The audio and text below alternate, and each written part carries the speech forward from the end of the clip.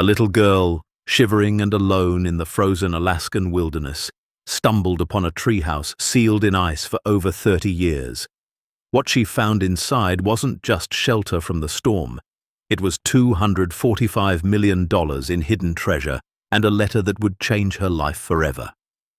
Before we explore, we dive into the story. Make sure to smash subscribe because tomorrow we have an extra special story for you that will blow your mind. The town of Coldwater, Alaska, didn't appear on most maps anymore. It had been forgotten, left behind by progress and prosperity, clinging to existence at the edge of the world where the trees grew thick and the winters lasted 9 months out of the year. The population had dwindled from nearly 3,000 souls in its logging heyday to barely 200 now. Most of the storefronts on Main Street stood empty, their windows dark and frosted over, their signs faded by decades of harsh wind and snow. Emma Hartley was 8 years old, small for her age, with tangled brown hair that her grandmother tried to braid each morning and bright green eyes that seemed too old for such a young face.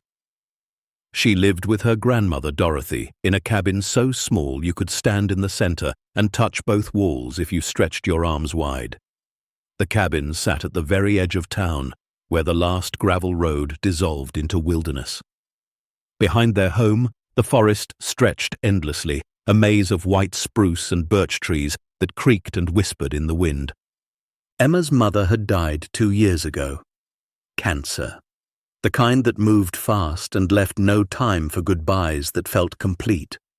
Her father had never been in the picture, just a name her mother mentioned once or twice with a sad, distant look in her eyes. So it was just Emma and Grandma Dorothy now, 2 souls keeping each other warm in a world that felt colder every year.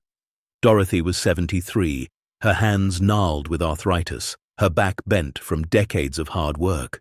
She'd been a schoolteacher once, back when Coldwater had enough children to fill a classroom. Now she survived on a small pension that barely covered heating oil and groceries. The cabin's roof leaked in 3 places. They caught the drips in old coffee cans that pinged through the night like broken clocks.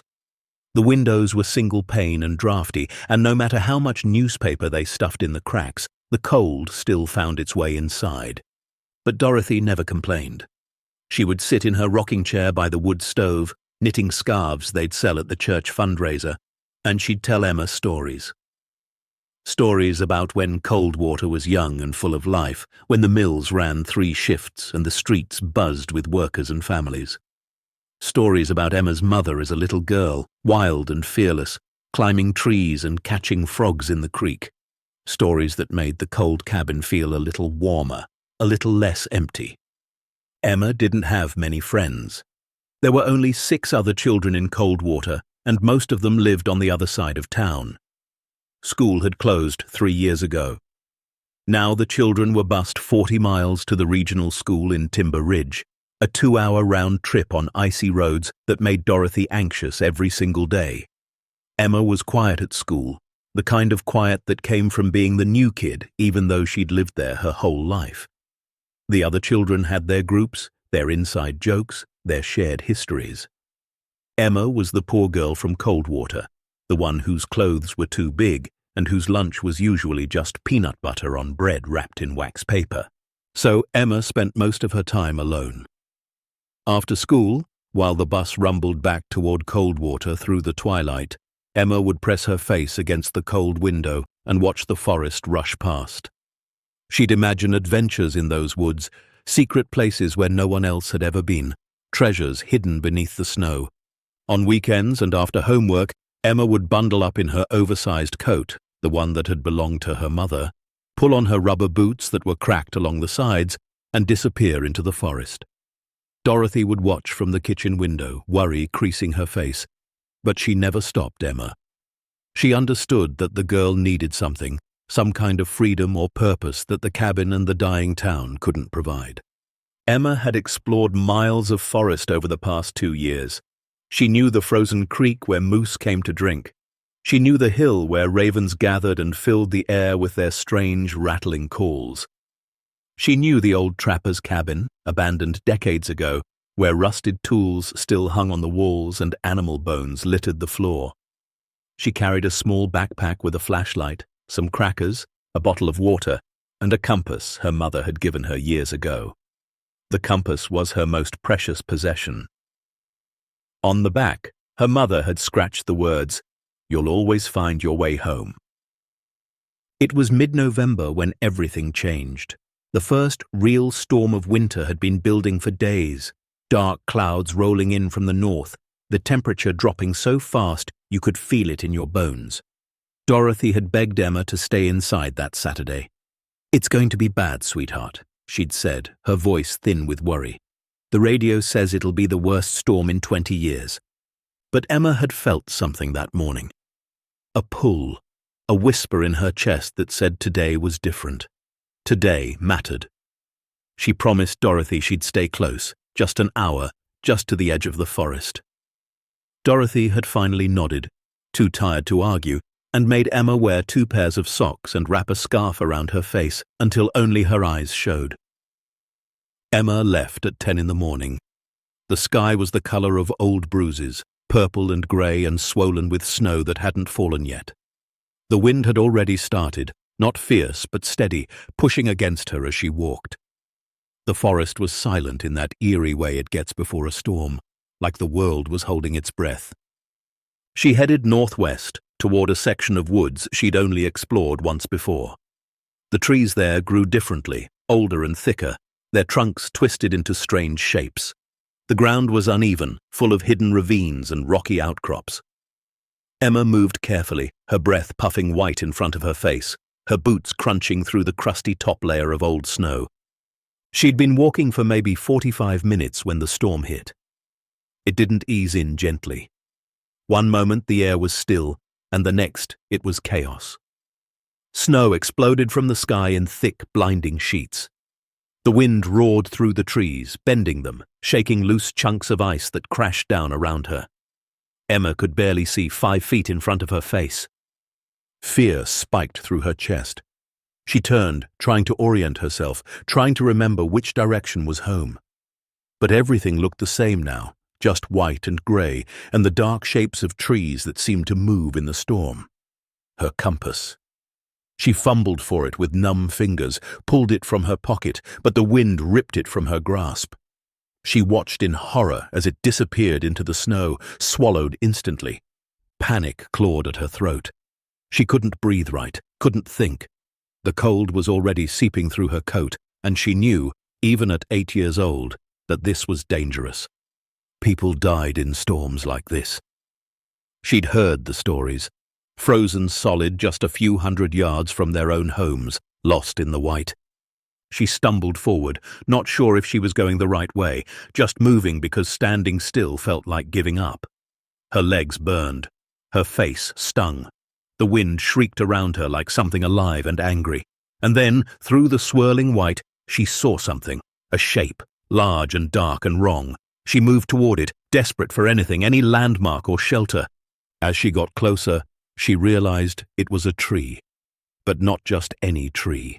It was enormous, maybe the biggest tree she'd ever seen, its trunk at least 10 feet wide, its branches spreading out like the arms of a giant. And there, built into those branches, maybe 15 feet off the ground, was a structure, a treehouse. But calling it a treehouse felt inadequate. It was massive, spanning multiple trees, with walls and a roof and actual windows, their glass somehow still intact after what must have been decades. The entire structure was encased in ice. Thick, clear ice that coated the walls and hung from the roof in jagged sheets. It looked like something from a fairy tale, a frozen castle suspended in the air. Emma stared up at it, momentarily forgetting the storm, forgetting her fear. How had she never seen this before? How had anyone never seen this? She circled the base of the tree, searching. There had to be a way up. Her hands were so cold now she could barely feel them, but she forced herself to keep looking. And then she found it. A ladder, old and wooden, built into the trunk of the tree. The lower rungs were buried in snow, but she could see where they led, straight up to a small platform at the base of the treehouse. Emma didn't think. She just started climbing. The rungs were slippery, coated in ice, and twice her feet slipped and her heart stopped. But she kept going, pulling herself up with arms that shook from cold and exhaustion. The wind tried to tear her away, but she held on, climbing rung by rung until finally she reached the platform. The entrance was a door, or had been once. Now it was frozen shut, a solid sheet of ice sealing it closed. Emma wanted to cry. She'd climbed all this way and she couldn't get inside. She was going to freeze out here, clinging to this platform while the storm raged around her. But then she noticed something. At the bottom of the door, where it met the platform, there was a gap. The ice was thinner there, and the wood had rotted slightly, leaving a space maybe a foot tall and 2 feet wide. It was small, but Emma was small too. She dropped to her stomach and pushed her backpack through first. Then she squeezed herself into the gap, wiggling forward on her elbows, ice scraping against her back, splinters catching in her coat. For a terrifying moment, she thought she was stuck, trapped half in and half out. But then something gave way, and she tumbled forward into darkness. She lay there for a moment, gasping, her heart hammering. Slowly, she became aware of the silence. The storm was still raging outside. She could hear it, but it was muted now, distant. She fumbled for her backpack, found her flashlight, and turned it on. The beam cut through the darkness, and Emma gasped. She was in a room. Not a treehouse room like the kind kids built with plywood and nails. This was a real room with wooden floors and walls and a ceiling. The furniture was covered in white sheets, ghostly shapes in the beam of her flashlight. There was a chair, a table, shelves lined with books. Everything was covered in a thin layer of frost, but there was no snow inside, no sign that the storm had ever breached these walls. Emma stood slowly, her legs unsteady. She swept the flashlight around, taking it in. The room was maybe 15 feet by 20 feet. In one corner, a small wood stove sat cold and dark. In another, a narrow bed with a mattress that looked ancient. The walls were decorated with photographs in frames, dozens of them, all covered in frost so thick she couldn't make out the images. She moved deeper into the room, her breath puffing white in the beam of the flashlight. There was a door on the far wall. She approached it carefully, her hand trembling as she reached for the handle. It turned easily, and the door swung open to reveal another room. This one was smaller, more like a hallway with shelves built into both walls. The shelves were full of things: old tools, coils of rope, camping supplies, canned food that must have been decades old. And at the end of the hallway, another door. This one was different. It was made of metal, not wood, and it had a lock. A big, serious lock that looked like it belonged on a bank vault. Emma's heart beat faster. Why would someone build a metal door in a treehouse? What could possibly need that kind of protection? She tried the handle, but it didn't budge, locked tight. She stepped back, studying it. There were strange markings etched into the metal, symbols she didn't recognize. She returned to the main room, her mind spinning. Someone had built this place, someone had lived here, or at least spent time here. But who? And when? And why had it been abandoned, left to freeze and be forgotten? She moved to one of the photographs on the wall and used her sleeve to wipe away the frost. The image beneath made her catch her breath. A man, maybe 50 years old, with kind eyes and a gentle smile. He was standing in front of this very treehouse, his hand resting on the railing, the forest green and alive behind him. Emma wiped more frost from other photographs. The same man appeared in many of them. Sometimes he was alone. Sometimes he was with other people, though their faces were blurred or turned away. In one photo, he was holding a painting, something abstract and colorful. In another, he was sitting at a desk covered in papers and books, his expression focused and serious. She found a journal on the table, its leather cover cracked with age. She opened it carefully, the pages brittle and yellowed. The handwriting inside was neat, precise, the ink faded but still readable. The first entry was dated June 15th, 1989. Moved into the treehouse today, it read. Finally, a place where I can think, where the noise of the world can't reach me. I've spent 30 years accumulating, collecting, building wealth that means nothing if I have no peace. Maybe here, in the silence of the trees, I'll find what I've been looking for. Emma flipped through more pages. Entries about building the treehouse, about bringing supplies, about the wildlife he observed. And then entries that made her pulse quicken. Brought the first pieces today, one entry read. The Monet sketch, the Remington bronze. It feels right, keeping them here, safe, away from those who only see dollar signs. Another entry, months later. The collection is nearly complete, 63 pieces now, each one chosen carefully, each one a memory, a moment of beauty. The lawyers think I'm mad, but they don't understand. This isn't about the money. It's about preservation, about leaving something behind that matters. Emma's hands shook as she read. Collection? What collection? She flipped forward, looking for more clues. An entry from December 1989. I know I don't have much time left, the doctors made that clear. But I'm not afraid. I've lived a full life, made my fortune, seen the world. And now I've built something here that will outlast me. If someone finds this place, truly finds it, not just stumbles upon it but seeks it out with pure intention, then it's meant to be theirs. I've left instructions, everything they need, behind the door. Behind the door? Emma's breath caught. She looked toward the metal door at the end of the hallway, her heart pounding so hard it hurt. What was behind that door? The journal had more entries, but they became shorter, more scattered. The last one was dated February 3rd, 1990. Spring will come soon. I won't see it. But whoever you are, reading this, I hope you see many springs. I hope you use what I've left wisely. Build something beautiful. That's all I ever wanted. Emma closed the journal carefully, her mind reeling. This man, whoever he was, had hidden something valuable here. Something he'd collected over 30 years, and he'd left it for someone to find, for someone like her. The storm was still raging outside, but Emma barely noticed now. She was warm for the first time in hours, her body slowly thawing in the shelter of the treehouse. But more than that, she felt something else. Purpose, direction. Like her mother's compass had brought her here for a reason. She explored the rest of the main room more carefully now, opening drawers and looking under sheets. She found clothes, old and musty, but still intact. She found more journals, dozens of them, stacked neatly on a shelf. She found a photograph of the man standing next to a sign that read, Holloway Gallery, estimated, 1962. So he had a name, Holloway. She found newspaper clippings, yellowed and fragile. One headline read, Marcus Holloway, renowned art collector, vanishes. The article was dated March 1990. It described how Holloway, a wealthy and eccentric collector, had disappeared from his home in Anchorage without a trace. Search parties had looked for weeks but found nothing.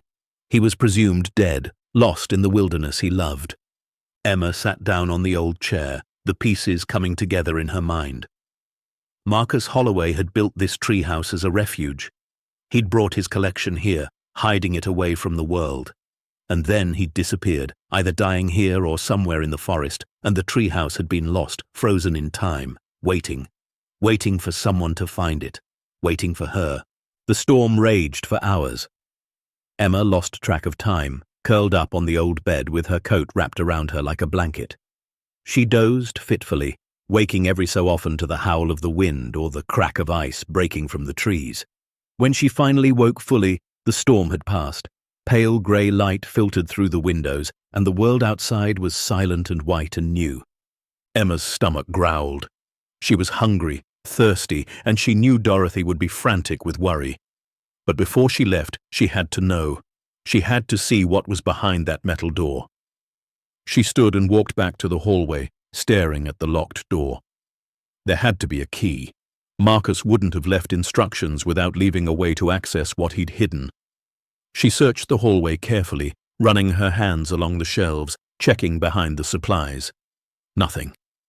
She went back to the main room and searched there, looking in drawers, under the bed, inside the wood stove. Still nothing. Frustrated, she sat down at the table and picked up the journal again, flipping through it, looking for any mention of a key. And then she found it. Not a mention, but a drawing. On one of the last pages, Marcus had sketched a rough map of the treehouse, the main room, the hallway, and the locked door. And beside the door, he'd drawn a small X with a note, "Where the first bird sang." Emma frowned.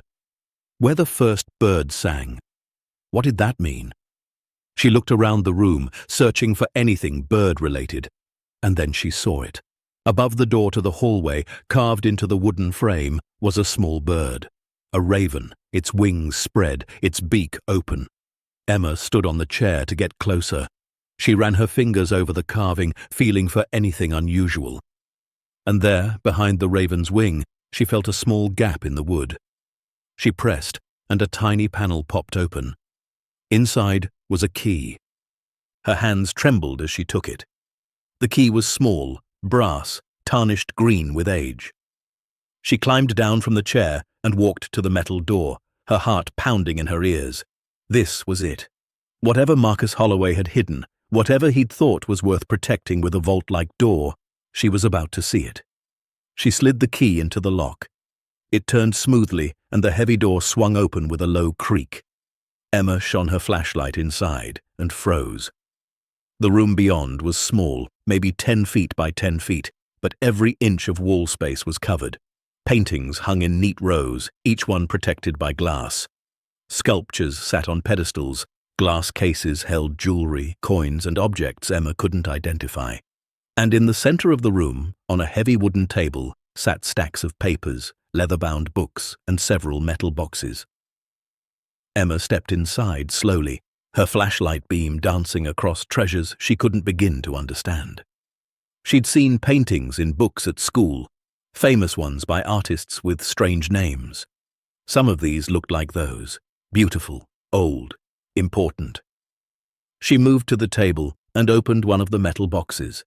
Inside were gold bars, small but heavy, each one stamped with numbers and symbols. Another box held stacks of paper that looked like fancy certificates. Bearer bonds, one was labeled. Emma didn't know what that meant, but something about the official seals and signatures made them seem important. And then she saw the letter. It sat in the center of the table in a sealed envelope, with 4 words written on the front. To whoever finds this. What happens next will turn this frozen discovery into a fight for survival, reveal a fortune that powerful people will kill to control, and remind us why sometimes the smallest voices carry the greatest courage. Stay tuned to see what happens next. If you're enjoying the story, please like, share, and subscribe for more. Emma's fingers trembled as she picked up the envelope. It was thick, heavy with pages inside. She carefully broke the seal and pulled out several sheets of paper covered in the same neat handwriting from the journals. She sat down on the cold floor, her flashlight propped against a sculpture, and began to read. My name is Marcus Holloway, the letter began. If you're reading this, then I am gone, and you have found what I spent the last years of my life protecting. First, let me tell you who I am, or was. I made my fortune in art and antiquities, buying and selling pieces that museums and private collectors desired. I was good at it, very good. By the time I was 40, I had more money than I could spend in 3 lifetimes. But money, I learned, brings complications. It brings people who see you as a target, as a means to their own wealth. It brings distant relatives crawling out of the woodwork. It brings lawyers and accountants and advisors, all taking their cut, all wanting control. Emma kept reading, her eyes wide. I never married. I never had children. My work was my life, and while I don't regret that exactly, I do regret the loneliness. In my final years, when the cancer came, I realized I had no one to leave my collection to, no one I trusted. The museums would fight over it, breaking it apart. My distant cousins, people I'd met maybe twice in my life, would sell it piece by piece without appreciating any of it. So I made a different choice. I built this place, my sanctuary, and I brought everything here, piece by piece, over 2 years. The Monet sketches, the Rembrandt etching, the Rodin bronze, the ancient coins, the bearer bonds worth millions. All of it. I catalogued everything, had it appraised, and the total value came to $245 million. $245 million. I know that number means nothing written on paper, but it represents a lifetime of careful acquisition, of appreciation for beauty and history. Emma's breath stopped. $245 million. She read the number again, her mind unable to process it. That was more money than everyone in Coldwater had combined. That was more money than she'd ever imagined existed in one place. Now here's what matters, the letter continued. I've structured this carefully with my lawyer, a man named Thomas Wheeler in Anchorage. If you're reading this, you've found this place through fate, through chance, through whatever force guides the universe. That means you were meant to. I've left legal documents in the metal box marked trust documents. These establish that ownership of everything in this room transfers to the person who discovers it, provided certain conditions are met. You must be of good character. You must have found this place without prior knowledge of its existence. And you must agree to use at least half of the value to build something meaningful, something that helps others. Thomas Wheeler has a sealed envelope with instructions. The code to verify your claim is written at the bottom of this letter. Show him this letter, give him the code, and he will help you navigate the legal process. It won't be easy. People will challenge you. They'll say you stole it, that you have no right to it, but the law is on your side. I made sure of that. One more thing. Don't let the money change who you are. Don't let it make you cruel or greedy or paranoid. Use it to build something beautiful. Help people who need help. Create something that lasts. That's all I ever wanted to do, and I ran out of time. But you, whoever you are, you have time. Use it well. With hope for your future, Marcus Holloway. At the bottom of the letter was a series of numbers and letters. Verification code, MH771952TH. Emma sat in stunned silence, the letter clutched in her hands. This was real. All of this was real.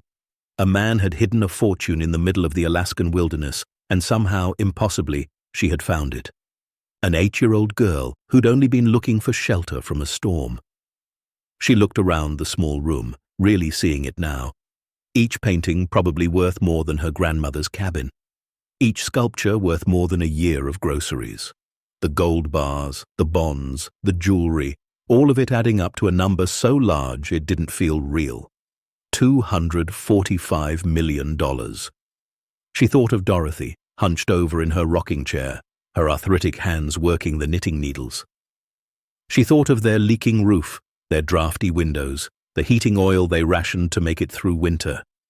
She thought of Coldwater, dying slowly, its people leaving one by one because there was nothing left for them here. And then she thought of Marcus Holloway's words. Build. Something beautiful. Emma carefully folded the letter and put it back in the envelope. She looked through the trust documents, thick legal papers with fancy seals and signatures. She didn't understand most of it, but she found Thomas Wheeler's name and address. She took photographs with the small disposable camera she kept in her backpack, clicking pictures of the paintings, the sculptures, the gold bars, the letter, everything, evidence, proof. She knew, even at 8 years old, that no one would believe her without proof. She took the envelope with the letter, carefully placed it in her backpack, along with one of the smaller trust documents that had Deed of Discovery written at the top. Then, with one last look at the treasure room, she closed the metal door and locked it. The key went into her pocket, pressed against her heart. The climb down from the treehouse was harder than the climb up. The ladder was slick with new ice, and Emma's muscles were exhausted. But she made it, dropping the last few feet into snow that came up to her knees. The storm had dumped at least 2 feet of fresh powder, and the world looked completely different. Trees were bent under the weight of snow. The sky was clear now, painfully blue, and the sun reflected off the white landscape so brightly it hurt to look at. Emma oriented herself, trying to remember which direction was home. Without her compass, she had to rely on the sun and her memory of the forest. She started walking, breaking trail through the deep snow, her legs burning with effort. It took her almost 3 hours to find her way back. By the time she saw the edge of Coldwater through the trees, The sun was already sinking toward the horizon. She stumbled out of the forest and onto the road, her body shaking with exhaustion and cold. Dorothy's cabin was just ahead, smoke curling from the chimney. Emma broke into a run, or tried to. Her legs barely worked. She half ran, half stumbled up the path to the front door and pushed it open. Dorothy was at the kitchen table, her face buried in her hands, her shoulders shaking. The local sheriff, a big man named Tom Russo, stood beside her, his hat in his hands, his expression grim. They both turned when the door opened, and for a moment, no one moved. Then Dorothy screamed, a sound of pure relief and joy, and rushed forward. She grabbed Emma and pulled her into a hug so tight Emma could barely breathe. "Oh my God! Oh my God!" Dorothy kept saying, crying, her whole body trembling. "I thought you were dead. I thought I'd lost you." Sheriff Russo let out a long breath and put his hat back on. "You've got a lot of people scared, little lady," he said, but his voice was gentle. "We were about to send out a search party." Emma hugged her grandmother back, her own tears coming now. "I'm sorry," she whispered. "I got lost in the storm, but I found shelter. I'm okay." Dorothy pulled back, holding Emma's face in her cold hands, studying her. "Where? Where did you find shelter?" Emma hesitated. She could feel the weight of the letter in her backpack, the key in her pocket. Everything she'd seen, everything she'd found, it was too big to explain right now. Too big to say out loud with Sheriff Russo standing there listening. "An old cabin," she lied, the words feeling strange in her mouth. "In the forest. It was abandoned, but it kept me dry." Sheriff Russo nodded slowly. "You're lucky. That storm killed 3 people over in Timber Ridge. Power lines down, cars off the road. You're a very lucky girl." Emma nodded, not feeling lucky, feeling chosen. That night, after the sheriff had left and Dorothy had fed her soup and put her to bed with extra blankets, Emma lay in the darkness of their small cabin and stared at the ceiling. Her backpack was under her bed, the letter and documents hidden inside. Tomorrow, she would tell Dorothy everything. Tomorrow, she would show her the proof. Tomorrow, their lives would change forever. But tonight, Emma just lay in the warm darkness and thought about Marcus Holloway, a lonely man who'd built a frozen sanctuary in the trees. A man who'd trusted that someday someone would find his treasure and use it for good. She closed her eyes and whispered into the darkness, "Thank you." Outside, the wind picked up again, rattling the windows, but Emma wasn't afraid. For the first time in 2 years, since her mother had died and the world had gone cold and empty, Emma felt something warm in her chest. Hope. Emma woke before dawn, her body stiff and aching from yesterday's ordeal. The cabin was dark and cold, the fire in the wood stove having died sometime in the night. She could hear Dorothy's soft snoring from the other room, a sound that usually brought comfort, but today only made Emma's stomach twist with guilt and anticipation. She had to tell her grandmother everything. Today. She slipped out of bed quietly, her feet finding the icy floorboards. She pulled her backpack from under the bed and held it against her chest for a moment, feeling the weight of what was inside. Then she dressed quickly in the same clothes from yesterday, now stiff with dried sweat and melted snow, and padded into the kitchen. The sun was just beginning to paint the horizon pink and gold through the frosted windows. Emma started the fire in the stove, something her mother had taught her when she was only 5 years old. She filled the old kettle with water and set it on to boil. By the time Dorothy shuffled into the kitchen, wrapped in her threadbare robe, Emma had tea ready and was sitting at the table with her backpack in her lap. "You're up early," Dorothy said, her voice rough with sleep and emotion. Her eyes were still red and puffy from crying yesterday. "Couldn't sleep much, I imagine. Neither could I." Emma nodded, her throat tight. "Grandma, I need to talk to you about yesterday." Dorothy sat down slowly, wincing as her joints protested. She wrapped her gnarled hands around the chipped mug Emma handed her. "Sweetheart, you don't have to explain. You got lost in a storm. It happens. What matters is you're safe." "I didn't get lost," Emma said quietly. I mean, I did, but that's not the important part. Grandma, I found something big. Dorothy's brow furrowed. What do you mean, something big? Emma took a deep breath and opened her backpack. She pulled out the envelope with Marcus Holloway's letter and placed it on the table between them. Then she pulled out the disposable camera with the photographs she'd taken. I found a treehouse, a huge treehouse, frozen in ice, hidden deep in the forest, and inside it there was a room with a locked door, and behind that door, her voice wavered, behind that door was a treasure, Grandma, paintings and sculptures and gold and papers worth millions of dollars, and a letter from the man who hid it all there. Dorothy stared at her, then at the envelope, then back at Emma. Sweetheart, did you hit your head yesterday? Are you feeling all right? I know how it sounds, Emma said, her words tumbling out faster now. I know it sounds crazy, but it's real. Look. She pushed the envelope toward her grandmother. Read the letter. His name was Marcus Holloway. He was a collector, and he got sick, and he built that treehouse to hide everything because he didn't have anyone to leave it to.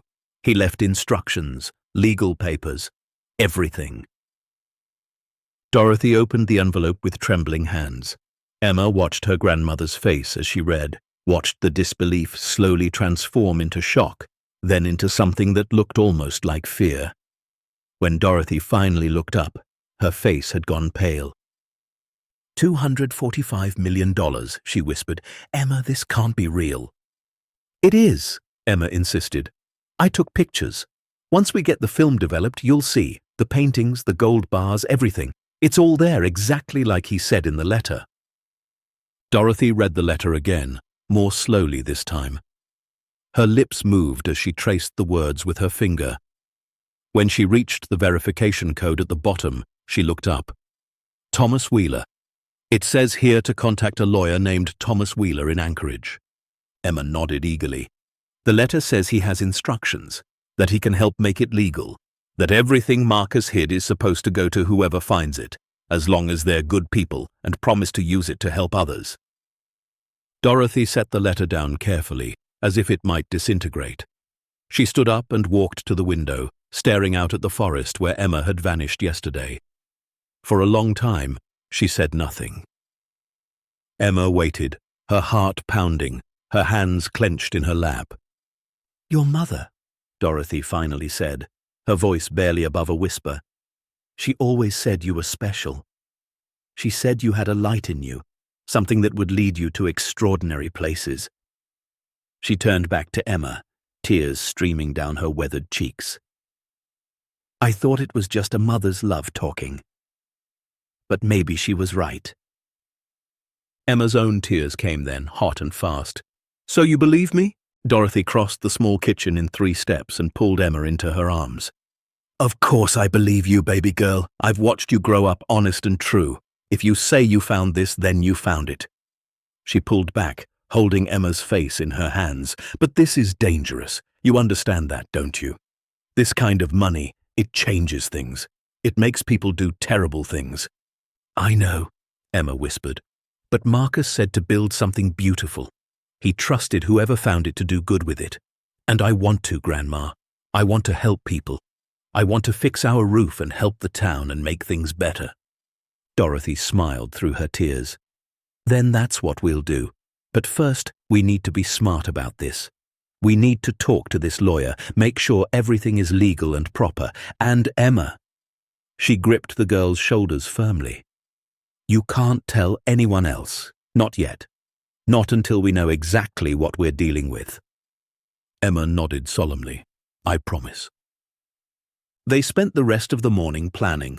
Dorothy found an old phone book and looked up Thomas Wheeler's law office in Anchorage. The number was still listed, which seemed like a good sign. At exactly 9 o'clock, when she figured the office would be open, Dorothy made the call. Emma sat beside her, pressed close so she could hear. The phone rang 3 times before a woman's voice answered. Wheeler and Associates, how may I help you? Dorothy cleared her throat. Yes, hello. My name is Dorothy Hartley, and I'm calling regarding a matter involving Marcus Holloway. There was a pause. Marcus Holloway, the collector who disappeared back in 1990. Yes, that's correct. Another pause, longer this time. Ma'am, Marcus Holloway has been legally deceased for over 30 years. His estate was settled long ago. If you're calling about some kind of inheritance claim— My granddaughter found something, Dorothy interrupted, her voice firm. Something Mr. Holloway left behind. She has a letter with a verification code. The code is MH771952TH. The silence that followed was so complete, Emma thought the call had disconnected. Then the woman's voice came back, different now, urgent. Please hold. The hold music was tinny and distant. Emma and Dorothy looked at each other, neither daring to speak. After what felt like an eternity but was probably only 2 minutes, a man's voice came on the line. He sounded old, his words slightly slurred with age, but his tone was sharp and alert. This is Thomas Wheeler. Who am I speaking with? Dorothy repeated her introduction, then added, My granddaughter Emma found a treehouse in the forest near Coldwater. Inside was a locked room with a collection and a letter from Marcus Holloway. The verification code, please, Wheeler said, and Emma could hear the tension in his voice. Dorothy read it carefully from the letter, MH771952TH. Another long silence. Then Wheeler let out a sound that might have been a laugh or a sob. My God, after all these years, I never thought— I've kept that envelope sealed for 33 years waiting for this call. I promised Marcus I would, but I honestly never believed anyone would find it. So it's real? Dorothy asked, her voice shaking. All of it? Every word, Wheeler confirmed. Marcus Holloway was my client and my friend. When he got his diagnosis, he came to me with an unusual request. He wanted to create a trust that would transfer his entire collection to whoever discovered it, provided they met certain criteria. He was very specific about the legal structure. It took us months to set it up in a way that would hold up in court. In court? Dorothy's face paled. You mean people will fight us for it? Almost certainly, Wheeler said bluntly. Marcus had distant relatives who were quite disappointed when his estate was settled without them receiving anything. They hired investigators, challenged the will, the whole 9 yards. Eventually they gave up when the collection couldn't be found. But if it resurfaces now, they'll come back with lawyers and lawsuits. That's why Marcus was so careful with the legal protections. Emma's stomach twisted with fear. She'd found the treasure, but now she might have to fight to keep it. What do we do? Dorothy asked. You come to Anchorage, Wheeler said firmly. Bring the letter, bring your granddaughter, bring any documentation or photographs you have. We need to open the sealed envelope and begin the verification process immediately. And Mrs. Hartley? Don't tell anyone else about this. Not friends, not neighbors, no one. The moment word gets out, things will get complicated very quickly. They arranged to meet 3 days later, giving Dorothy time to arrange a ride to Anchorage and Emma time to get the photographs developed. After they hung up, Dorothy and Emma sat in silence, the weight of what they'd set in motion settling over them like fresh snow. Are you scared? Emma asked quietly. Dorothy took her hand. Terrified, but also hopeful, and I haven't felt hopeful in a very long time. The next 3 days passed in a strange blur of normalcy and secret anticipation. Emma went to school on the bus, sitting in her usual spot by the window, pretending everything was normal. She did her homework, ate her peanut butter sandwiches, and avoided eye contact with the other kids. But inside, her mind raced constantly.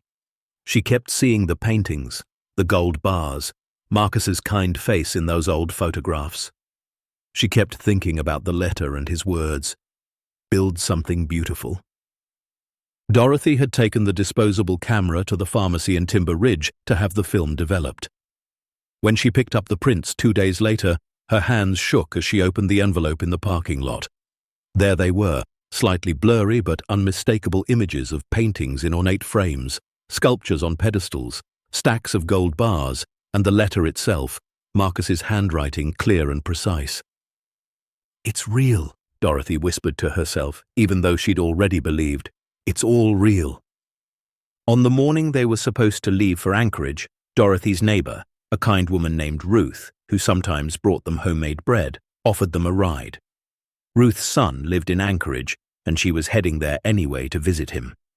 Dorothy accepted gratefully, explaining only that they had some legal business to attend to. Ruth didn't pry, for which Dorothy was grateful.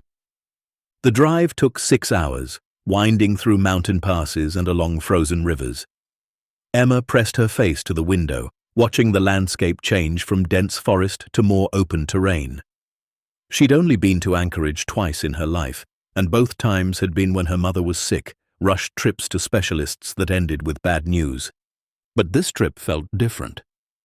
This trip felt like the beginning of something. Wheeler's law office was in a modest building downtown, sandwiched between a coffee shop and a tax preparation service. The sign outside read, "Wheeler and Associates, established 1976, in faded gold letters. Dorothy and Emma climbed the narrow stairs to the second floor, their footsteps echoing in the quiet stairwell. The waiting room was small and cluttered with old law books and filing cabinets. The receptionist, the same woman who'd answered the phone, looked up and smiled warmly. "You must be the Hartleys. Mr. Wheeler is expecting you. Go right in." Thomas Wheeler's office was even more cluttered than the waiting room. Papers were stacked on every surface, and the walls were covered with framed degrees and photographs. Wheeler himself sat behind a massive oak desk, and when he stood to greet them, Emma saw that he was tall and thin, with white hair and eyes that were sharp despite his age. He had to be at least 80, Emma thought, maybe older. "Mrs. Hartley, Emma," he said, shaking their hands with a grip that was surprisingly strong. "Please, sit. Can I get you anything? Coffee, water?" They both shook their heads, too nervous to drink anything. Dorothy pulled out the envelope with Marcus's letter and the photographs, laying them on Wheeler's desk like precious artifacts. Wheeler picked up the letter first, reading it slowly. His eyes grew damp as he read, and when he looked up, he had to take off his glasses and wipe them. "Marcus was one of the finest men I ever knew," he said quietly. "Brilliant, eccentric, stubborn as hell. When he told me about the treehouse, I thought he was crazy, but he was determined. He spent 2 years moving his collection piece by piece, cataloging everything, setting up the legal protections." Wheeler shook his head in wonder. "And you found it. A little girl from Coldwater found what dozens of investigators and treasure hunters couldn't." "I wasn't looking for treasure," Emma said softly. "I was just trying to get out of the storm." Wheeler smiled. "That's exactly why Marcus's plan worked. He didn't want someone searching for riches to find it. He wanted someone pure of heart, someone who would stumble upon it by fate." He picked up the photographs, examining each one carefully. "These are remarkable. I recognize some of these pieces from his original collection. The Monet sketches alone are worth millions. What happens next will turn this innocent discovery into a dangerous battle, reveal enemies Emma never knew existed, and test whether an 8-year-old girl can protect a fortune from those who'll stop at nothing to take it. Stay tuned to see what happens next. If you're enjoying the story, please like, share, and subscribe for more." Wheeler set down the photographs and pulled a key from his desk drawer. He walked to a tall filing cabinet in the corner, unlocked it, and removed a large manila envelope that was sealed with red wax. Marcus's initials were pressed into the wax. M.H. "I've kept this sealed for 33 years, Wheeler said, returning to his desk. "Marcus gave me explicit instructions. Only open it when someone comes with the verification code from the letter, and then follow the instructions inside to the letter, no matter what." He carefully broke the seal and pulled out a thick stack of papers. Emma and Dorothy watched as he read, his expression growing more serious with each page. Finally, he looked up. "It's all here. The trust documents, the transfer papers, the appraisals, everything. According to these documents, the collection has been held in a special trust called the Finder's Trust. Ownership transfers automatically to whoever discovers the location and presents the verification code, provided they meet 3 conditions." "What conditions?" Dorothy asked. Wheeler consulted the papers. "First, the finder must have no prior knowledge of the collection's existence or location.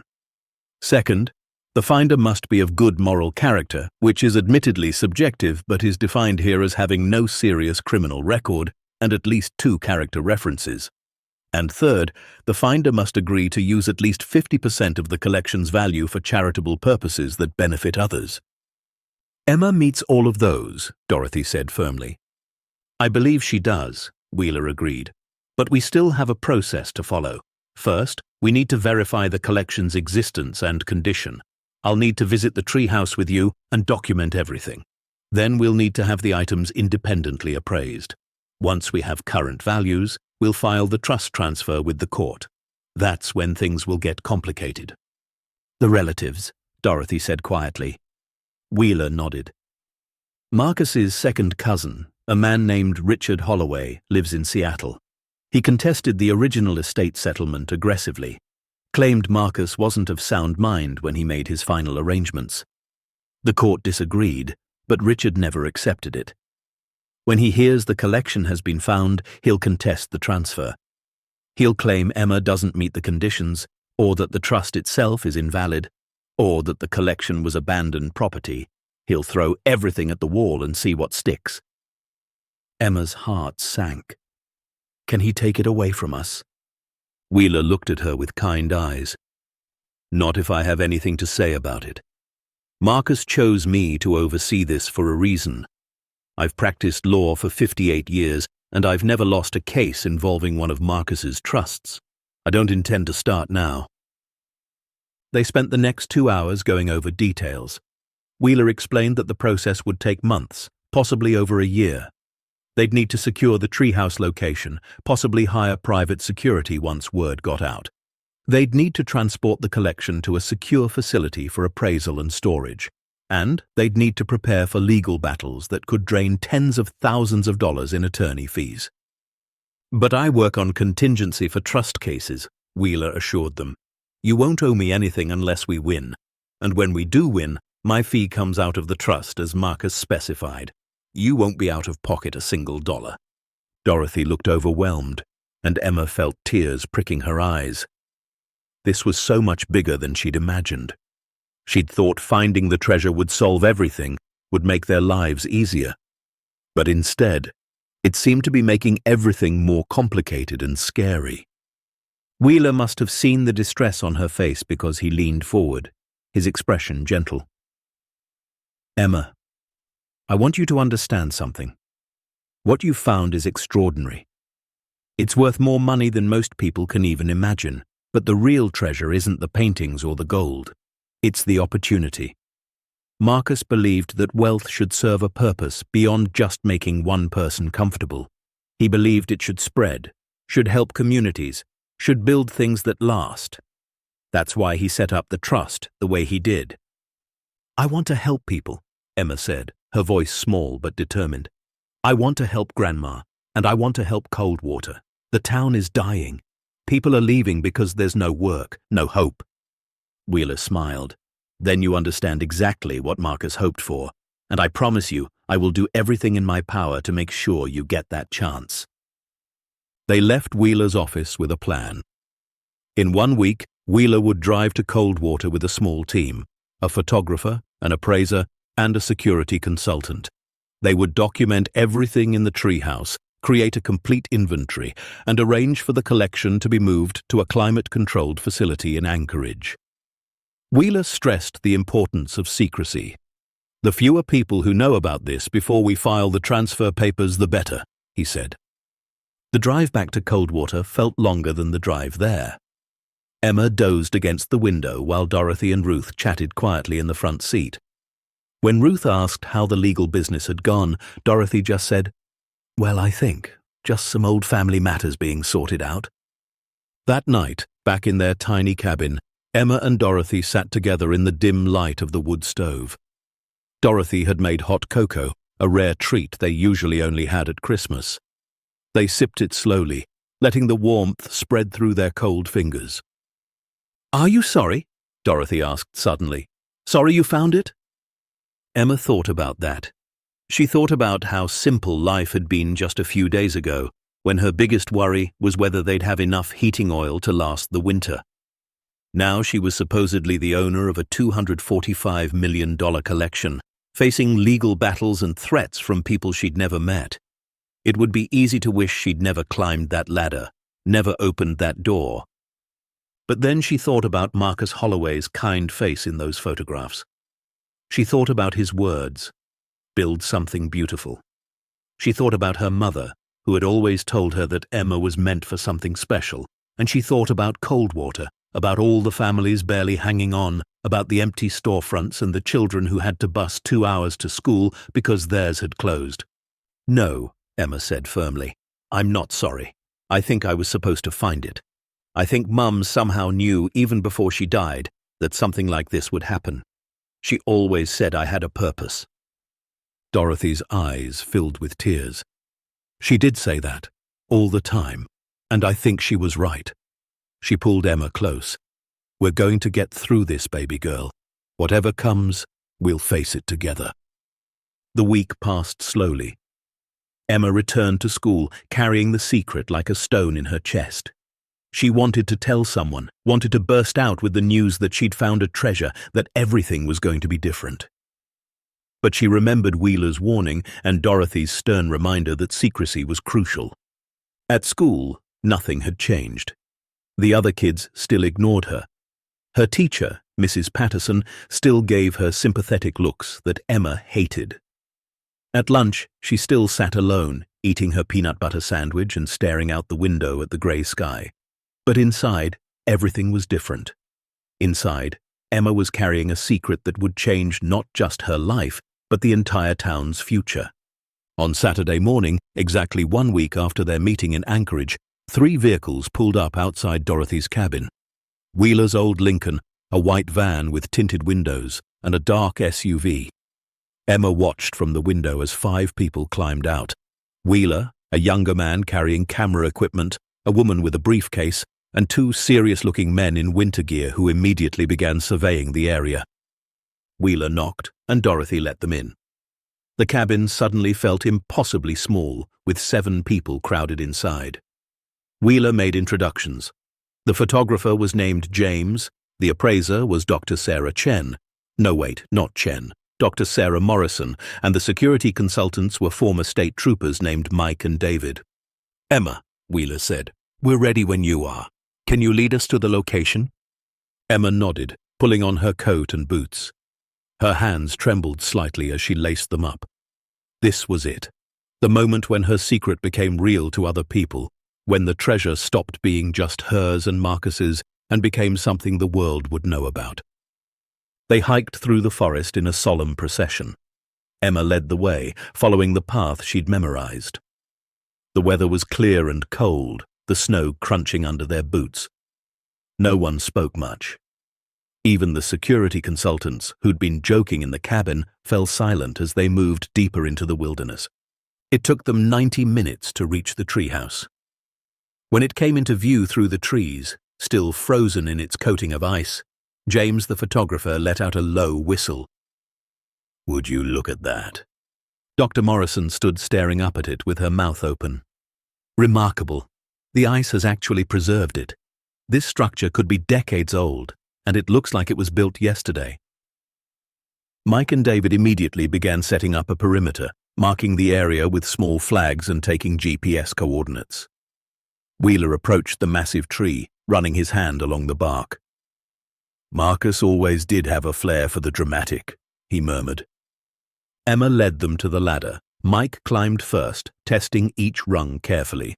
When he gave the all-clear, the others followed. Emma went last with Dorothy, her grandmother struggling with the climb but refusing help until David finally insisted on spotting her from below. The entrance was still frozen, but Mike had brought tools. Within 20 minutes, they'd created a larger opening, one that adults could fit through without crawling. One by one, they entered the treehouse. The reactions were everything Emma had hoped for. James immediately started photographing everything, his camera flash illuminating the frost-covered furniture and the photographs on the walls. Dr. Morrison moved carefully through the space, examining the construction and making notes on a tablet. Wheeler walked slowly to the table where Marcus's journal still sat, picking it up with reverent hands. "The locked room is through there," Emma said, pointing to the hallway. She led them to the metal door, pulled the brass key from her pocket, and unlocked it. When the door swung open and the flashlight beams revealed the treasure room beyond, even these professionals, who'd surely seen valuable collections before, stood in stunned silence. Dr. Morrison was the first to move. She stepped inside slowly, her eyes scanning the paintings on the walls. "Oh my God," she breathed. "That's a Monet, and that's a Rembrandt etching. I've only seen photos of this piece. It was thought to be lost." She turned to Wheeler, her face pale. "Do you understand what we're looking at here? This isn't just a valuable collection. This is art history. These are pieces museums have been searching for. Some of these have been on missing art registries for decades." James was already photographing everything, his camera clicking rapidly. Wheeler moved to the table in the center, examining the documents and ledgers. He opened one of the metal boxes, revealing the gold bars, and shook his head in disbelief. "Marcus actually did it," he said quietly. "He really created a time capsule of his entire collection." He looked at Emma with something like awe. "And you found it. An 8-year-old girl found what the art world has been searching for since 1990. They spent 6 hours in the Treehouse. Dr. Morrison catalogued every piece, photographing it, measuring it, and recording detailed notes. Wheeler went through all the documents, verifying everything against the sealed instructions Marcus had left with him.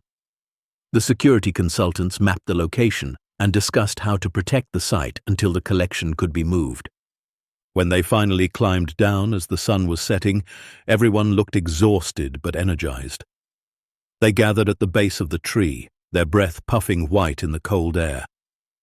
"Here's where we stand," Wheeler said. "Dr. Morrison will need another week to complete her appraisals, but based on what she's seen today, the collection is worth even more than Marcus estimated, possibly as much as $300 million, given how the art market has grown over the past 30 years. Emma's knees went weak. $300 million. The number was so large it didn't even feel real anymore. "We'll arrange transport within 2 weeks," Wheeler continued. "Mike and David will establish a security presence here starting tomorrow. No one else can know about this location until everything is secured." He turned to Emma and Dorothy. "This is the last moment of quiet you'll have. Once we file the trust transfer papers, once this becomes public knowledge, everything changes. Are you ready for that?" Emma looked at her grandmother, then back at Wheeler. She thought about Marcus Holloway, about his letter, about his trust that whoever found his collection would use it wisely. She thought about Coldwater, dying slowly, and all the people who'd given up hope. She thought about her mother's words, that she was meant for something special. "I'm ready," Emma said, her voice steady. "Let's build something beautiful."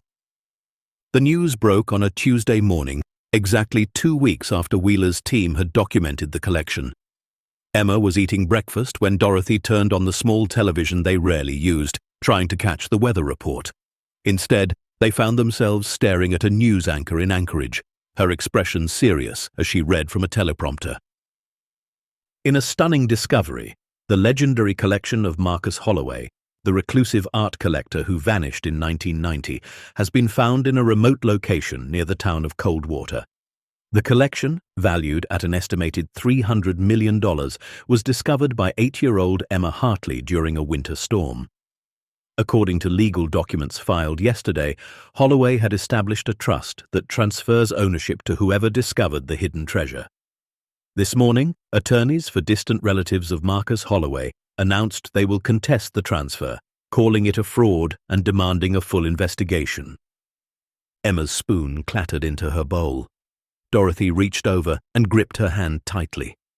On the screen, the news switched to footage of Wheeler standing on the courthouse steps, his white hair whipping in the wind.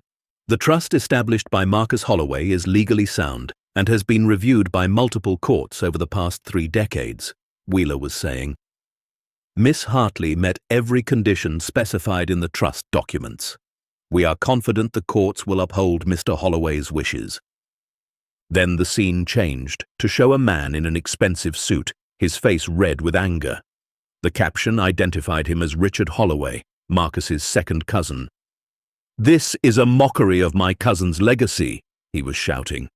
A child cannot possibly have legitimate claim to a collection of this magnitude. We will fight this in every court in the country if necessary. That collection should belong to Marcus's family, not some opportunist who happened to stumble across it. Emma felt sick. She pushed her bowl away, her appetite gone. He called me an opportunist. I didn't even know what I was looking for. He's angry and greedy, Dorothy said firmly, though her own hands were shaking. Don't listen to him, baby. We knew this was coming. The phone rang, shrill and startling in the small cabin. Dorothy answered it cautiously. Hello? Emma could hear shouting on the other end, a woman's voice demanding to speak to Emma, asking how much they wanted for an exclusive interview. Dorothy hung up without responding. The phone rang again immediately, and again, and again. By noon, there were 3 news vans parked on the road outside their cabin. Reporters knocked on the door, called through the windows, tried to peer inside. Dorothy had pulled all the curtains closed, but they could still hear the voices outside, the questions being shouted. Emma, how does it feel to be rich? Mrs. Hartley, will you be moving away from Coldwater? Is it true you're refusing to share the collection with Marcus Holloway's family? Sheriff Russo arrived around 1 o'clock, his patrol car pushing through the small crowd of reporters. He knocked on the door with a pattern they'd agreed upon, 3 quick knocks, pause, 2 more, so Dorothy would know it was safe to answer. This is getting out of hand, he said, stepping inside quickly. I've got more press showing up every hour. The mayor's office is being flooded with calls. People are already showing up in town hoping to get a glimpse of the treasure girl. He looked at Emma with sympathy. I'm sorry, kiddo. Your life just got a lot more complicated. Emma sat curled on the couch, her arms wrapped around her knees. She felt small and scared and overwhelmed. This wasn't what Marcus had wanted. This wasn't building something beautiful. This was chaos. Dorothy's phone rang again. This time it was Wheeler. Don't answer any calls unless you recognize the number, he said. And whatever you do, don't speak to the press. Anything you say can and will be twisted and used against us in court. Richard Holloway's legal team is already building a narrative that you're just a money-hungry family exploiting a tragedy. We're trapped in our own home, Dorothy said, her voice tight with frustration. There are reporters outside our door. I know. I'm working on getting you somewhere safe. In the meantime, Sheriff Russo has agreed to post a deputy outside your cabin to keep the press back. Just sit tight.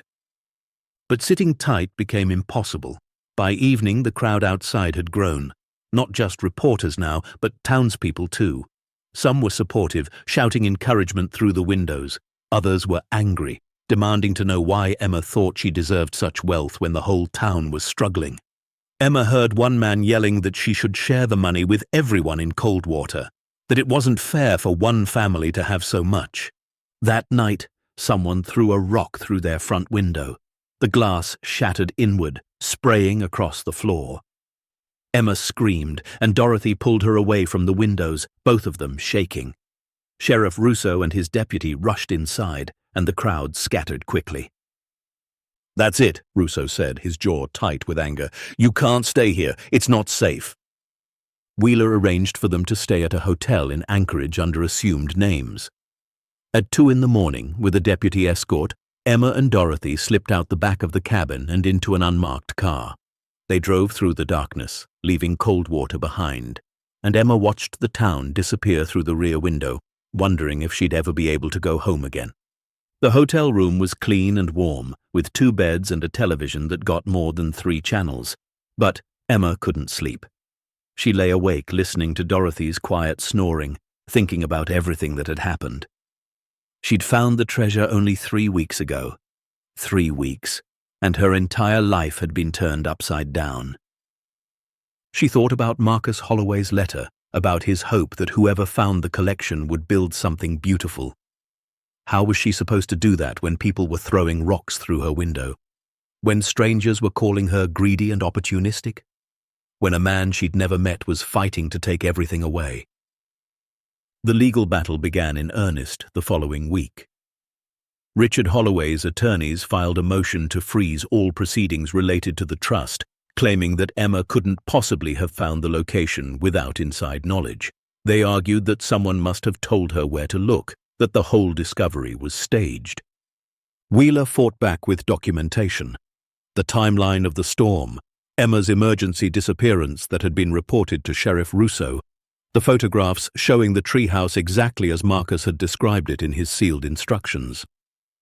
He presented Emma's school records, showing she was a good student with no disciplinary problems. He brought character witnesses, Sheriff Russo, Emma's teacher Mrs. Patterson, even Ruth, their neighbor. But Richard's team was relentless.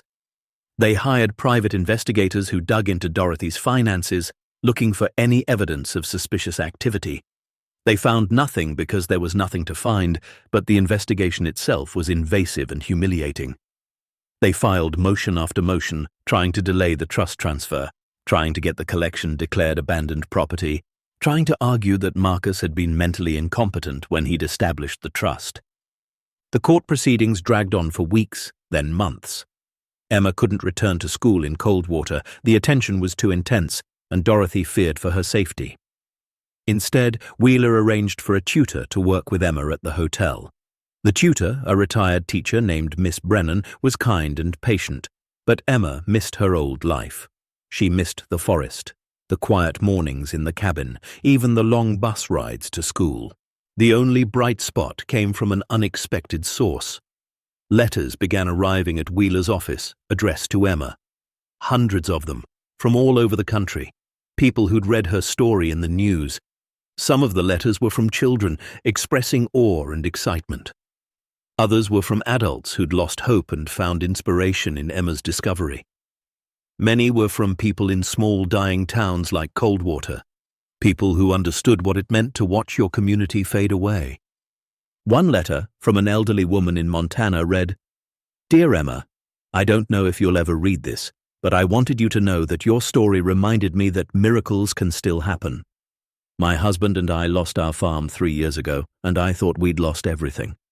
But your discovery, your courage, it reminded me that sometimes when we're at our lowest, that's when grace finds us. Whatever you decide to do with that treasure, I know it will be good. You have an old soul, child. Use it well." Emma read that letter over and over. She kept it under her pillow and pulled it out whenever the fear and doubt became too heavy. An old soul. Maybe that's what her mother had seen in her all along. The preliminary hearing took place on a cold March morning, 4 months after Emma had found the treehouse. The courtroom was packed with reporters, curious onlookers, and Richard Holloway's legal team, who took up an entire row with their expensive suits and leather briefcases. Emma sat next to Dorothy in the front row, wearing the nicest dress they'd been able to afford, a simple blue thing from the thrift store that was too big in the shoulders. Wheeler sat at the table in front of them, his papers organized into neat stacks, his expression calm and confident. Richard Holloway sat across the aisle, flanked by his attorneys. When Emma glanced at him, she saw a man in his 60s with silver hair and cold blue eyes. He looked nothing like Marcus had in those photographs. Where Marcus's face had held kindness, Richard's held only calculation and contempt. When he noticed Emma looking, he sneered, and Emma quickly turned away. The judge entered, and everyone stood. Judge Margaret Chen. Wait, the skill said, never use Chen. Judge Margaret Sullivan was a woman in her 50s with sharp eyes and a no-nonsense demeanor. She reviewed the papers in front of her for several minutes while the courtroom waited in tense silence. "This is a highly unusual case," Judge Sullivan finally said. "We have a trust that has remained sealed and dormant for over 30 years, a discovery made under extraordinary circumstances, and competing claims about the rightful ownership of an extremely valuable collection." She looked at Richard's attorneys. "I've reviewed your motions and arguments. You claim the discovery was fraudulent, that Miss Hartley had prior knowledge of the location. What evidence do you have to support this claim?" Richard's lead attorney, a sharp-faced man named Marcus, no wait, Gerald Frost, stood up. "Your Honor, we believe it's simply too coincidental that an 8-year-old child would stumble upon a location that professional investigators failed to find for 3 decades. We've filed motions requesting a full investigation into the family's background, their communications, their financial records. "I've seen your motions," Judge Sullivan interrupted. "And I've seen the results of those investigations. They found nothing suspicious. What else do you have?" Frost hesitated. "Your Honor, we believe the trust itself is invalid. Marcus Holloway was dying, potentially not of sound mind. The trust was established 2 years before Mr. Holloway's disappearance," Wheeler said, standing. "He was examined by 3 independent physicians at the time, all of whom certified he was of sound mind. Those certifications are part of the sealed record, Your Honor. The trust has been reviewed and approved by multiple courts. Its validity is not in question here." Judge Sullivan nodded.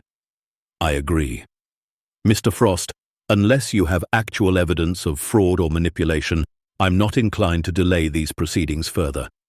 The trust's conditions are clear, and from everything I've reviewed, Miss Hartley appears to meet those conditions." "But, Your Honor," Frost began.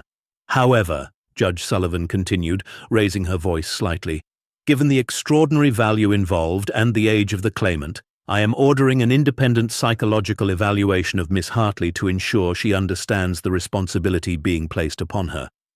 I'm also ordering a full accounting of the collection's current value and appointing a trustee to oversee the collection until Miss Hartley reaches the age of 18. During that time, all decisions regarding the collection will require court approval."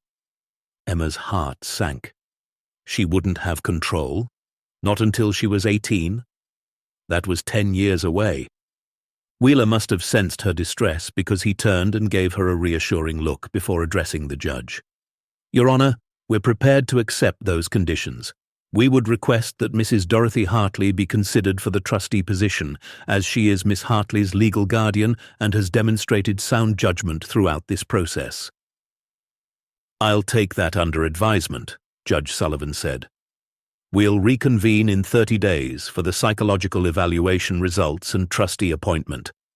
Until then, the collection remains in secure storage, and all parties are ordered to refrain from public statements about this case."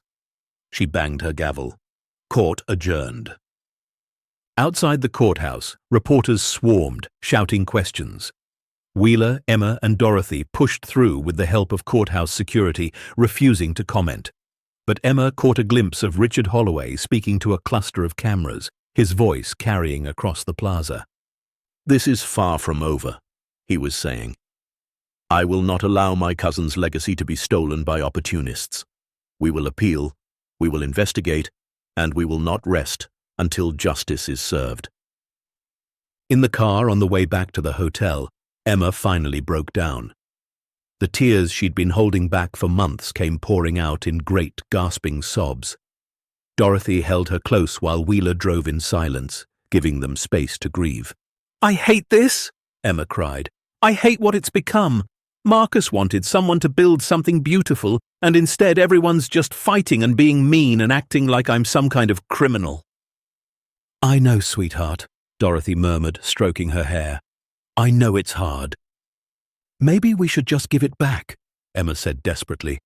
"Maybe we should tell Richard he can have it all, and we'll just go home and forget any of this happened." "No," Wheeler said firmly from the front seat. It was the first time Emma had heard real steel in his voice. "Absolutely not. You want to know why? Because Marcus Holloway spent years planning this.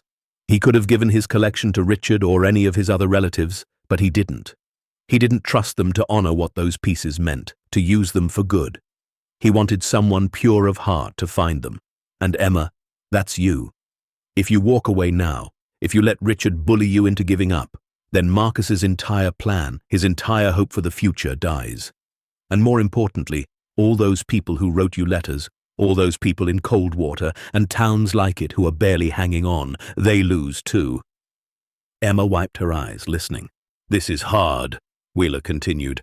"It's going to stay hard for a while. But nothing worth having comes easy. And Emma, what you have the chance to do, the people you have the chance to help, that's worth fighting for." Emma thought about the letters under her pillow. She thought about Coldwater's empty storefronts and struggling families. She thought about Marcus's kind face in those photographs and his words, "Build something beautiful." She took a shaky breath and nodded. "Okay, we keep fighting." Wheeler glanced at her in the rearview mirror, and Emma saw respect in his eyes. That's my girl. The psychological evaluation happened 2 weeks later. A kind doctor named Patricia Weber spent 6 hours talking with Emma, asking her questions about the discovery, about her understanding of money and responsibility, about her dreams for the future. Emma answered honestly, telling Dr. Weber about wanting to help Coldwater, about fixing the school and helping families stay together, about creating something that would last long after she was gone. At the end of the session, Dr. Weber smiled. "You're quite remarkable, Emma. Most 8-year-olds, if they suddenly had access to $300 million, would talk about toys and candy and maybe a pony. You're talking about community infrastructure and generational impact. Where did you learn to think like that?" Emma thought about her mother, about Dorothy, about all the nights sitting in their cold cabin dreaming of better days. "I learned it from watching people struggle," she said quietly, "and from not wanting anyone else to hurt the way we've hurt." When they reconvened in court, Dr. Weber's report was glowing. She testified that Emma demonstrated exceptional maturity, strong moral reasoning, and a clear understanding of the responsibility before her. "In my professional opinion," Dr. Weber concluded, "Emma Hartley is not only capable of being the beneficiary of this trust, she may be exactly the kind of person Marcus Holloway hoped would find it." Judge Sullivan reviewed the report carefully, then announced her decision. "I am satisfied that Miss Hartley meets all conditions of the trust. I hereby approve the transfer of the Holloway collection to Emma Hartley, with Dorothy Hartley appointed as trustee until Emma's 18th birthday. All major decisions regarding the collection will require court approval, but day-to-day management will rest with the trustee." She looked directly at Richard Holloway. "Mr. Holloway, you have the right to appeal this decision, but I am advising you now that I find your case without merit. Mr. Marcus Holloway's wishes were crystal clear, and this court will honor them." The gavel came down with finality. Emma and Dorothy clung to each other, crying with relief. Wheeler shook their hands formally, but his eyes were wet. "Marcus would be proud," he said softly. "So very proud." Richard Holloway stormed out of the courtroom without a word, his attorneys trailing behind. Emma knew he would appeal, that the fight wasn't truly over, but for the first time since she'd found that frozen treehouse, Emma felt something shift inside her. She'd won. Against all odds, an 8-year-old girl from a dying town had faced down lawyers and anger and greed, and she'd won. Not because she was powerful or wealthy or connected, but because she was exactly who Marcus Holloway had hoped would find his treasure. Someone with an old soul and a pure heart. Someone ready to build something beautiful. The appeal process took another 6 months, but Judge Sullivan's ruling held firm. Richard Holloway's legal challenges crumbled one by one under the weight of Marcus's meticulous planning and Wheeler's skillful defense. By the time Emma turned 9, the collection officially belonged to her, held in trust with Dorothy as guardian and Wheeler as legal advisor. The total appraised value had climbed to $320 million, even higher than initial estimates, as several pieces turned out to be rarer than anyone had first realized. Emma returned to Coldwater in late August, just before the start of 4th grade. The town looked exactly the same empty storefronts, the same faded signs, the same exhausted faces. But Emma herself had changed.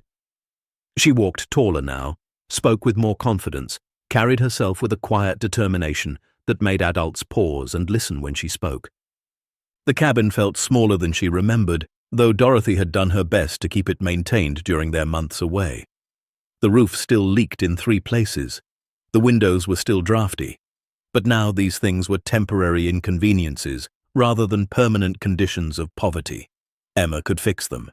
She could fix everything. But first, she had to figure out exactly how.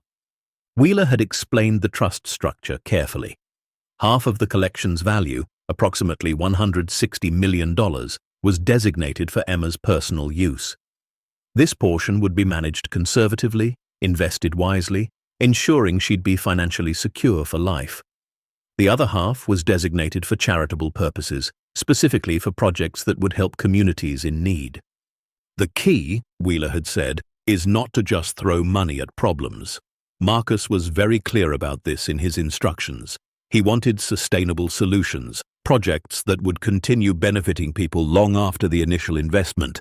He wanted to build things that would last. Emma had thought about this constantly during the long months of legal battles. And slowly, a plan had formed in her mind. Not just helping Coldwater, but transforming it. Showing what was possible when wealth was used with purpose and vision. The first town meeting was held on a crisp September evening in the old community center, the same building where Emma's mother had attended school decades ago. Word had spread that Emma and Dorothy wanted to discuss opportunities for Coldwater, and nearly everyone in town showed up. The room was packed, people standing along the walls when the folding chairs ran out. Emma stood at the front with Dorothy beside her, facing a sea of curious, skeptical, and hopeful faces. She recognized most of them: Ruth, their kind neighbor, Sheriff Russo and his wife, her old teacher, Mrs. Patterson, the owner of the general store, the pastor of the church, families with children, elderly folks on fixed incomes, laid-off mill workers, everyone who'd stuck it out in Coldwater when so many others had left. Wheeler stood in the back, there for support but letting Emma take the lead. This was her town, her people. She needed to speak to them directly. "Hi everyone," Emma began, her voice small but steady. "Most of you know me. I'm Emma Hartley, Dorothy's granddaughter. A lot has happened this year. I found something valuable in the forest, and I've been fighting to keep it, not for myself exactly, but for what it could do, what it could mean." She paused, gathering her courage. "Mr. Marcus Holloway, the man who hid that collection, he left instructions. He wanted whoever found it to build something beautiful, something that would help people and last a long time, and I've been thinking a lot about what that means." A man in the back called out, "So you're just going to give us all money? Write us checks?" Emma shook her head. "No, that's not building something. That's just giving something. And Mr. Holloway was very clear that there's a difference. I want to build something that will bring Coldwater back to life. Not the way it was, but better, different, something sustainable." She took a deep breath and launched into the plan she'd been developing with Wheeler and a team of consultants he'd connected her with. "First, we're going to renovate the school. Not just patch it up, but make it amazing. New classrooms, a science lab, computers, a library with actual books. We'll hire teachers, really good ones, with competitive salaries. Any family in Coldwater who wants to send their kids here can do it for free." Murmurs rippled through the crowd. Mrs. Patterson had tears in her eyes. "Second," Emma continued, "we're going to create a community center with job training programs. Workshops for carpentry, plumbing, electrical work, computer skills, whatever people need to find good jobs or start their own businesses. And we'll have a small business grant program to help people who want to open shops or services here in town." The murmurs grew louder, more animated. "Third, we're going to fix the infrastructure, partner with the state to repave roads, upgrade the power lines, bring in high-speed internet. Make Coldwater a place where people can actually work remotely if they want to, make it possible to run a business from here." A woman near the front raised her hand. "What about housing? Half the homes here are falling apart." "I was getting to that," Emma said. "We'll create a home repair program, low-interest loans or grants for people who really need them, to fix roofs, upgrade heating systems, repair foundations, and we'll build some new affordable homes for families who want to move here."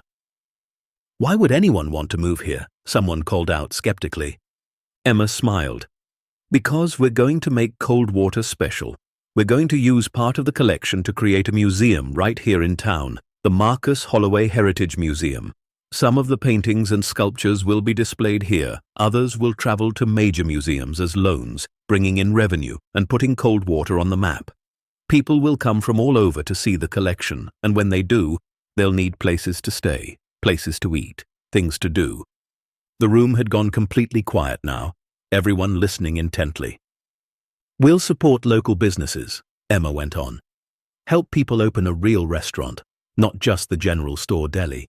Maybe a bed and breakfast for tourists, a coffee shop, an outdoor equipment rental place for people who want to explore the forest. We'll create jobs, Real jobs, not just minimum wage. Jobs that let people stay here and build lives. Dorothy squeezed Emma's hand encouragingly. Emma looked out at all the faces, some still skeptical, some beginning to show hope, and she spoke from her heart. I know it sounds too good to be true. I know some of you probably think I'm just a kid who doesn't understand how the world works. But I've learned something this year. I've learned that money isn't magic, but it is a tool. And if you use it the right way, if you plan carefully and work hard and stay focused on what really matters, you can change things. You can build something that lasts. She paused, her voice growing softer but more intense. Coldwater is dying. We all know it. But it doesn't have to. We can bring it back, different than before, but better. We can be a place that proves you don't have to be a big city to thrive, that rural communities matter, that people matter. Ruth stood up, tears streaming down her weathered face. I've lived here for 63 years. I've watched this town bleed people and hope for decades. I never thought I'd see something like this. She looked around at her neighbors. We'd be fools not to say yes to this child's dream. Sheriff Russo stood next. Emma's got my support. Anyone who's met her knows she's got an old soul and a good heart. If she says she's going to do this, I believe her. One by one, people stood. Not everyone. Some remained seated, arms crossed, unwilling to believe or perhaps too proud to accept help from a child. But most rose, and the applause started slowly, then built like thunder. Emma felt tears stinging her eyes but blinked them back. This was just the beginning. The real work was still ahead. The next 18 months transformed Coldwater in ways that seemed impossible. Wheeler helped Emma establish the Coldwater Community Foundation, a non-profit organization that would manage the charitable work. They hired an executive director, a woman named Susan Reeves, who'd spent 20 years running development projects in rural Alaska. Susan was practical, experienced, and didn't believe in wasting a single dollar. The school renovation began first. Construction crews descended on the old building, gutting it to the studs and rebuilding from the inside out. Emma visited the site every week, wearing a little hard hat Susan had gotten made specially for her, asking questions and learning how buildings went from plans to reality. When the school reopened 8 months later, it was magnificent. Bright classrooms with new desks and smart boards, a science lab with actual equipment, a library with thousands of books and computers for research, a gymnasium with a real basketball court. Mrs. Patterson was hired as principal, and she recruited 4 excellent teachers from across the state with salaries that made them willing to relocate to tiny Coldwater. The community center came next, built in a renovated warehouse near the old mill site. It housed the job training programs, a computer lab, meeting rooms, and a commercial kitchen where cooking classes were held. Within 6 months, 12 people had completed training programs and found jobs. 3 had started their own small businesses with grants from the foundation. The infrastructure improvements took longer and required extensive coordination with state and federal agencies, but slowly they happened. Roads were repaved, power lines were upgraded, a fiber optic cable was run into town, bringing high-speed internet to Coldwater for the first time. Suddenly, people could work remotely, run online businesses, connect with the wider world while staying in the town they loved. The home repair program helped 37 families in the first year alone. Dorothy and Emma's cabin was one of the first. New roof, new windows, upgraded heating system, insulated walls. It was still the same small cabin, but now it was warm and dry and safe. New businesses began opening. A young couple from Anchorage, attracted by the cheap rent and the town's growing reputation, opened a farm-to-table restaurant called the Hollow Table. It became an instant gathering place, serving locally sourced food and creating 8 jobs. An outdoor adventure company called Coldwater Expeditions set up shop, offering guided forest hikes, winter camping trips, and wildlife tours. A bookshop cafe called Page and Pour opened on Main Street, its owner a retired librarian who'd grown tired of city life. But the crown jewel was the Marcus Holloway Heritage Museum.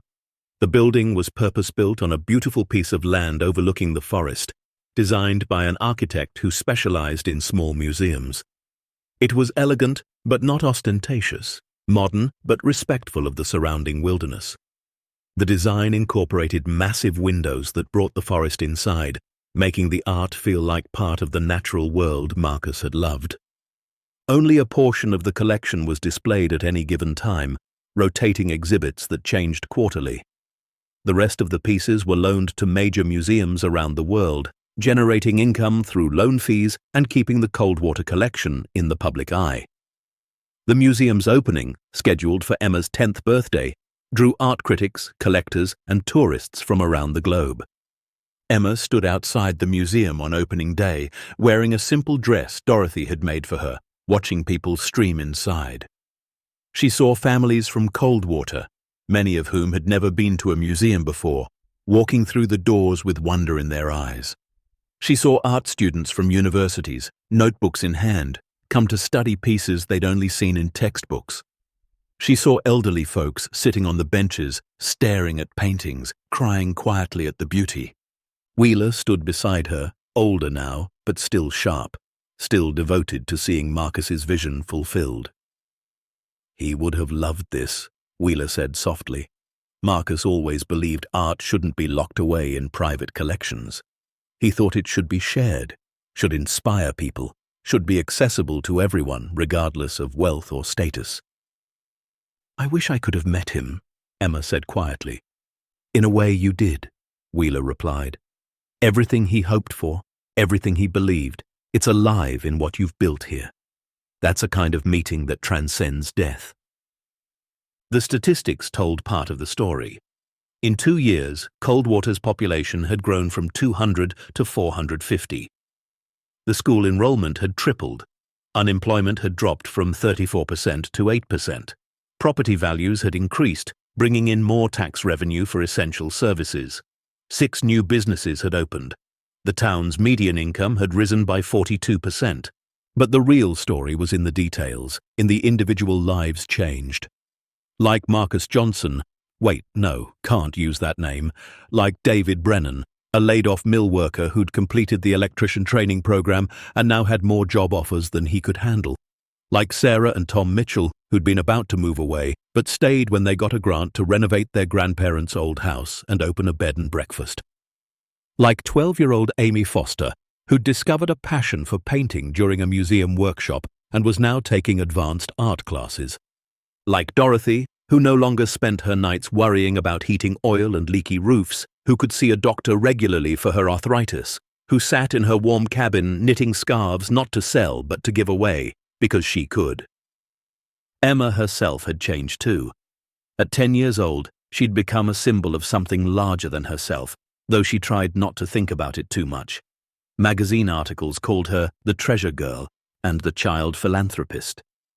Television producers wanted to make documentaries about her story. Universities invited her to speak. She declined most of it, uncomfortable with the attention, preferring to let the work speak for itself. But she did accept one invitation, to speak at a conference of non-profit leaders in Seattle. Wheeler accompanied her, and Susan Reeves came along to provide moral support. Emma was the youngest speaker by at least 30 years, and when she walked onto the stage, she heard whispers, saw skeptical expressions.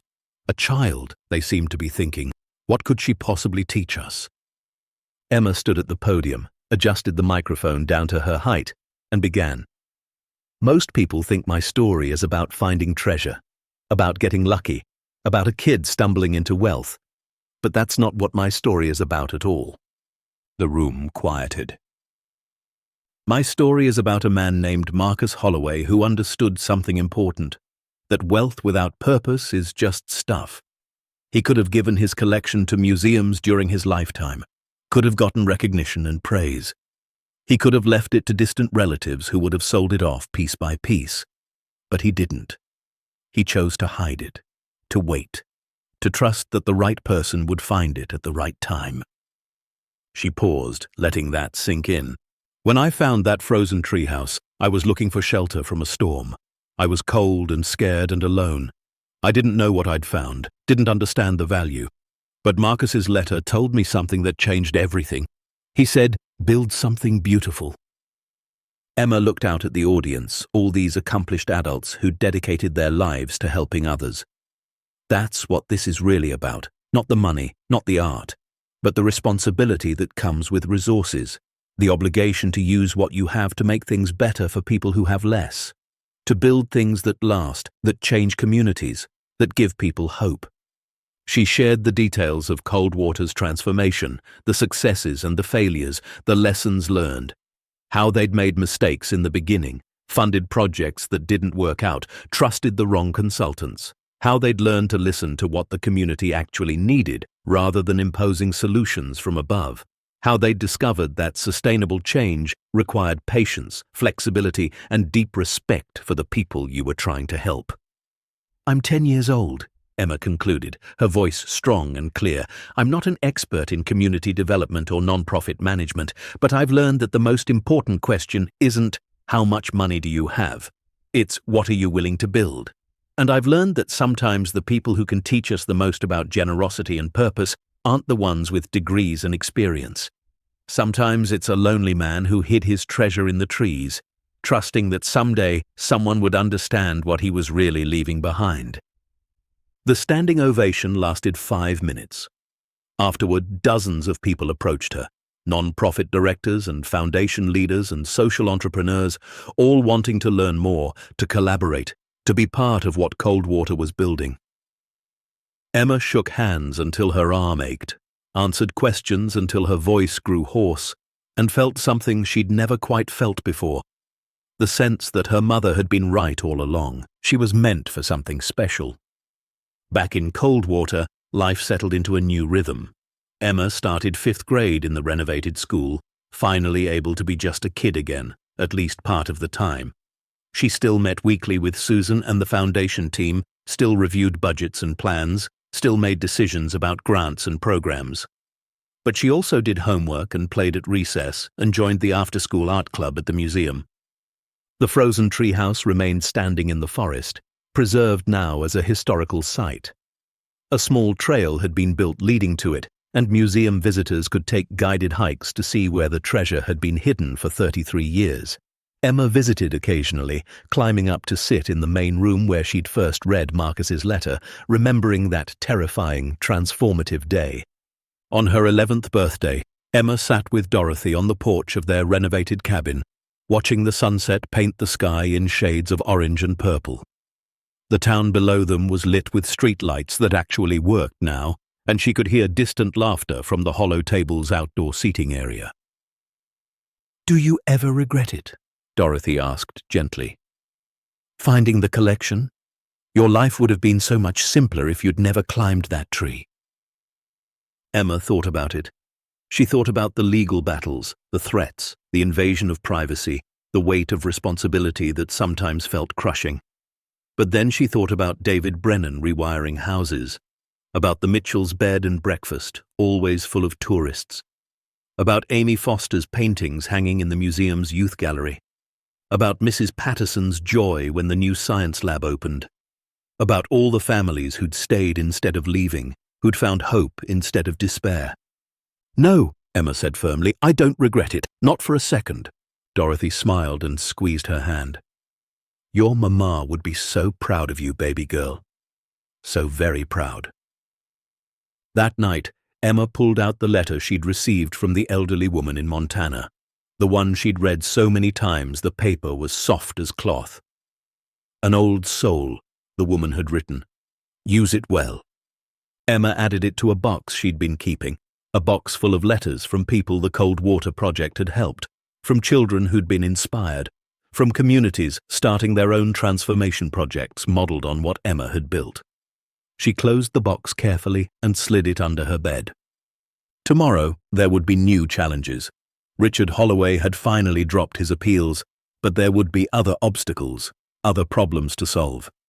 The work of building something beautiful was never finished, never complete.